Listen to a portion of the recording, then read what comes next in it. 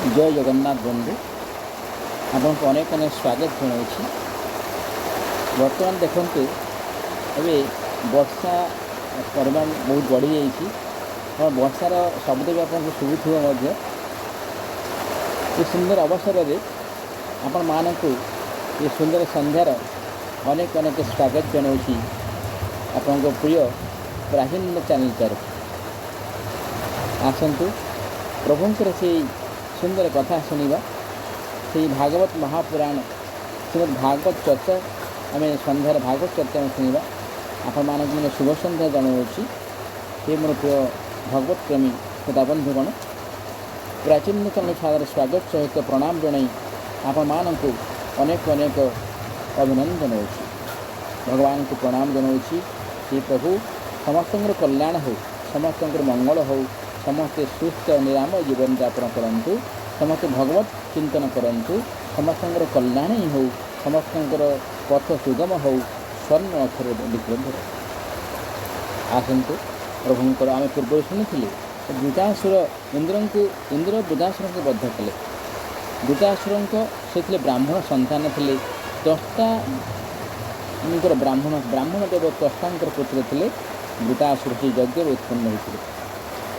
से वृतासुर को मारी इंद्र। ता पूर्व इंद्र मारी 10टा पुत्र विश्वरूप को मारी। द्वारा भी ब्रह्म हत्या दोष लगी से बांटी देते पृथ्वी जल एभली भाव। तापर जो ब्रह्म हत्या दोष लगला से क्या देपारे ना कि कौन करेंगे बोले चिंता कले। अश्वमेध यज्ञ करेंगे, नारायण कवच पाठ करेंगे, तथापि से ब्रह्म हत्या दोष देह लगला। से चारिआडे घूरी बुलिले किंतु कई रखिपारे ना। से जाकि मानस सरोवर जो पद्म कढ़ अच्छी पद्म कढ़ मझे रही। तेणु हजार हजार वर्ष रहा खाया कौन किए दिखती ना इंद्रदेव को खाया दिखती अग्निदेव दिखती मुखर। तेणु अग्निदेव तो भी पहुँची पारे ना। तेणु किसी खाद्य बिना भी रही। देखु सुंदर कथा ये आम इंद्रदेव को खाद्य किए दिए से अग्निदेव दिखती। अग्निदेव अर्थात आम जो आहुति दौ से आहुतिटा से कौन करती प्राप्त होती से दिए दिखती क्या ना इंद्रदेव। तो यही भाव में आम सुंदर कथा शुणिले मतलब जानिले मतलब ज्ञान संपन्न कथा। आज आप शुणा चतुर्थ श्रद्धा वृतासुर पूर्वजन्म हो तापर भगवान से दिव्य नाम को स्मरण करवा। घन घन वर्षा हो प्रचंड वर्षा वर्षा आपण मैंने वर्षार वर्तमान पाद वर्षार जो प्रचंड आम मान शुभुवे मध्य से शुभा भितर मुझे शुणे दूसरी कहीं शुणु ये भी शुणु शुभुवे ना मुझे जानीपारे आपण मानक आम प्रभु को प्रणाम जनवा। ओं नमो भगवते नरसिंहाय नमस्ते देशे देशे आविर्भूत वजनक वजन कर्माशान रंध रंध्र वश वशं स्वाहा अभय अभय मातृ भूष्ट श्रीमद भागवत। ओं नारायण नमस्कृतं नरं चैव नरोत्तमं देवीं सरस्वती व्यासं ततो जयमुदीरये मूकं करोति वाचालं पङ्गुं लङ्घयति यत्कृपातमः वन्दे परमानन्दमाधवं। निगमकल्पगलितं फलसुखात् मुतसंयुक्तं श्रीमद्भागवतं रसमालयं मुहुरो रसिका भूयि भावुकाः। गोविंद गोविंद गोविंद पदुबल श्रीमकरंद पान करी हेले चरिले ब्रज नारी कवयरे मन मो थाऊ निरंतरे मन मो निरंतरे थाऊ। आकृष्ण बोली जीव जाऊ आकृष्ण बोली जाऊ जीव मत उधर राधा धव मत उधर राधा धव मत उधर राधा धव। हरि बोल हरि बोल।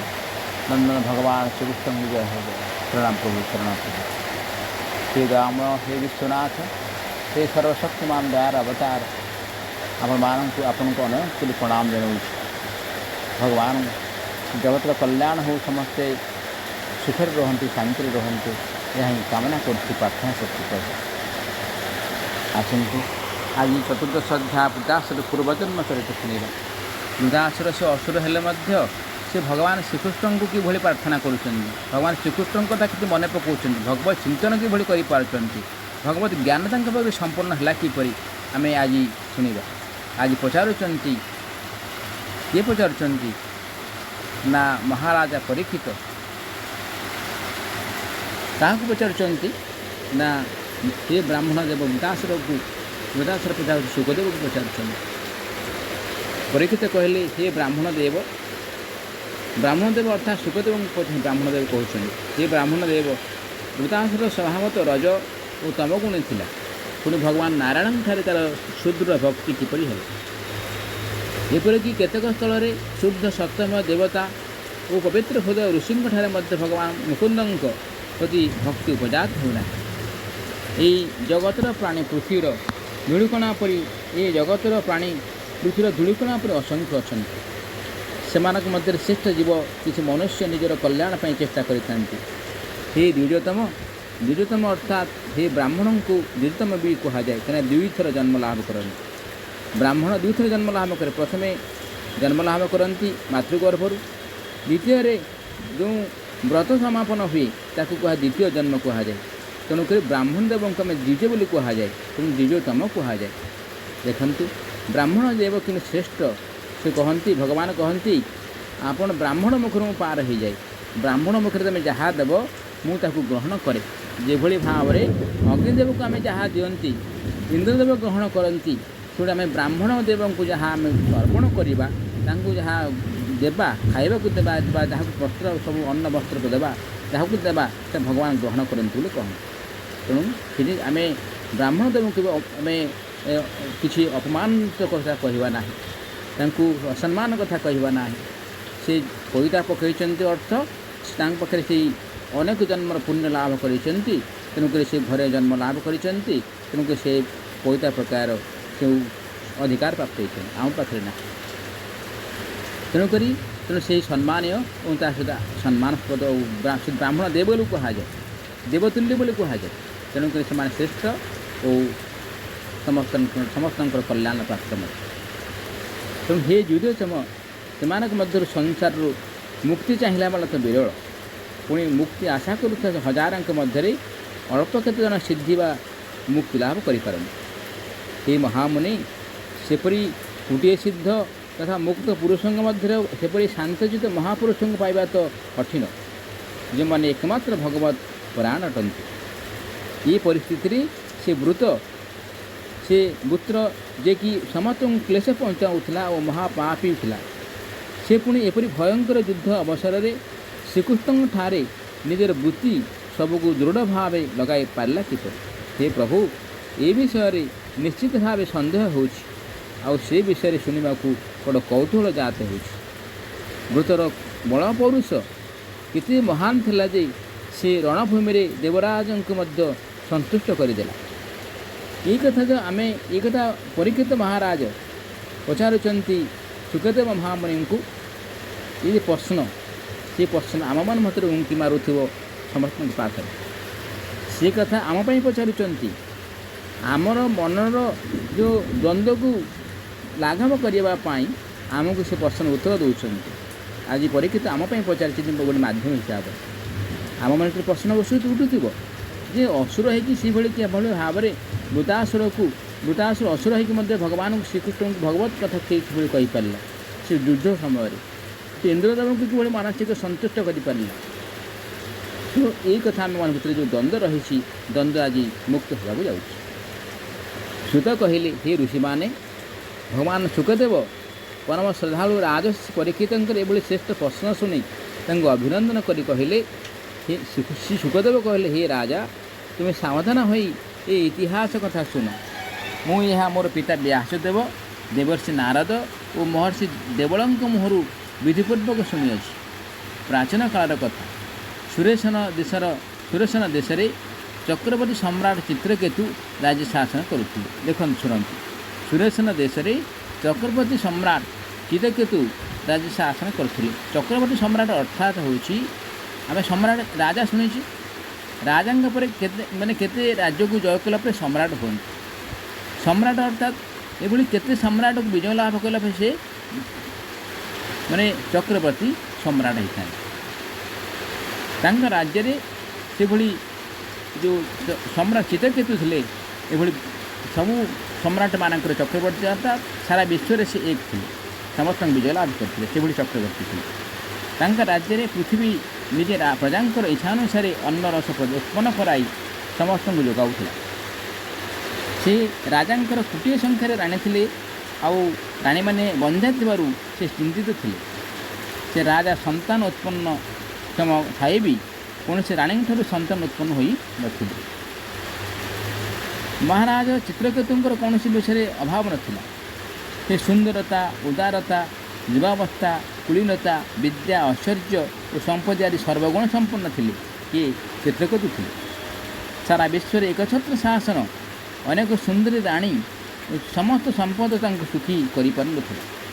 दिने अंगिरा महर्षि स्वच्छंद रूप से विभिन्न लोकरे विचरण करू करू राजा चित्रकेतुंक राजभवन में पहुँचीगले तहु से राज्य प्रत्युत्थान करी अर्घ्यादि योग्य सामग्री द्वारा तंकर विधि विधान रे आतिथ्य सत्कार कलारू से ऋषिप्रवर खुशी होई आसन ग्रहण कले